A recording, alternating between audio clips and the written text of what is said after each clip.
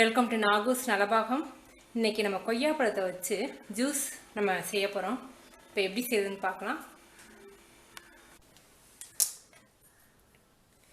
கொய்யாப்பழ ஜூஸ்க்கு ஒரு காம்பெல்லாம் நறுக்கின்றோம். கொய்யாப்பழத்தில் vitamin C அதிகமாக இருக்குது, குழந்தைங்களுக்கு நல்லது. இது வந்து சளி பிடிக்காது. விட்டமின் சி அதிகமாக இருக்கும்போது குழந்தைங்களுக்கு டக்கு டக்குன்னு சளி பிடிக்காது. விட்டமின் சி பத்தாடி தான் சளி பிடிக்கும். ரெண்டாவது மலச்சிக்கலை குணமாக்கும்.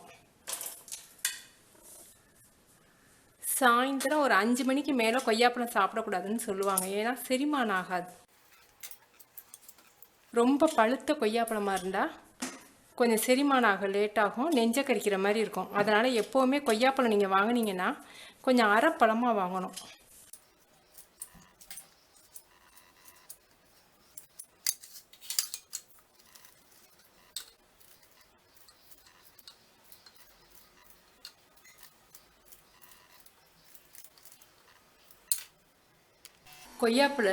கொய்யாப்பழத்தை ஜூஸரில் அடிச்சிங்கன்னா தான் கொட்டை தனியாக அரைவிடாமல் இருக்கும். மிக்சியில் அரைச்சிங்கன்னா கொட்டை அடிபட்டுச்சுன்னா உங்களுக்கு அது வடிகட்டுறது சிரமம். ரெண்டாவது, இதுக்கு நீங்கள் தேன் எது வேணாலும் ஊற்றிக்கோங்க, இல்லை சுகர் போட உங்களுக்கு விருப்பம்னா சுகரை போட்டுக்கோங்க. ரெண்டாவது, கலருக்காக ரோஸ் சிரப்பு ரெடிமேடாக கடைகளில் கிடைக்குது. நான் என்னோடய ரெசிபிலையும் ரோஸ் சிரப்பு வந்து நான் செஞ்சுருக்கேன். இதிலேயே சுகர் இருக்கிறதுனால நான் தனியாக சுகர் சேர்க்கலை.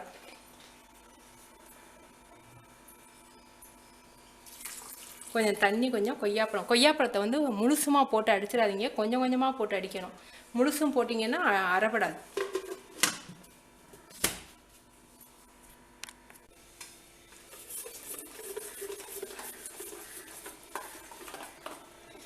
ஜூஸரில் அடிக்கும்போது கொட்டை இந்த மாதிரி அரைவிடாமல் இருக்கும். மிக்சியில் அடிச்சிங்கன்னா கொட்டை அடிபட்டு போயிடும்.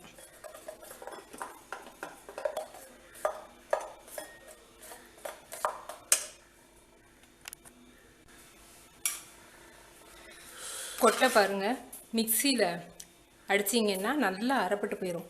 இது ஜூஸரில் அடிக்கவும் கொட்டை முழுசாகவே இருக்குது பாருங்கள்.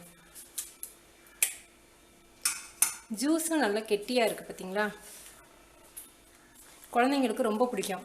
சிகப்பு கொய்யா கிடைக்கிறேன்னா நீங்கள் வெள்ளை கொய்யாவே வாங்கி அதில் இந்த ரோஸ் எசன்ஸை ஊற்றி இந்த மாதிரி நீங்கள் கலர் மாற்றி கொடுக்கலாம் குழந்தைங்களுக்கு. நான் என்னுடைய ரோஸ் எசன்ஸு ரெசிப்பியில் உங்களுக்கு கலருக்கு செம்பருத்தி பூவை ஆட் பண்ணி நான் காமிச்சிருக்கேன்.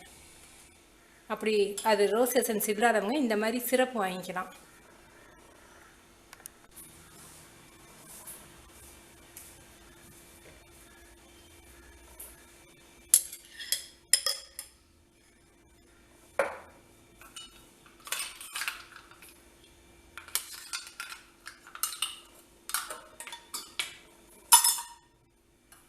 கொய்யாப்பழ ஜூஸ் ரெடி. சூப்பராக இருக்குது. நீங்கள் செஞ்சு பார்த்துட்டு உங்கள் கமெண்ட்ஸ் எனக்கு சொல்லுங்கள். தேங்க்யூ.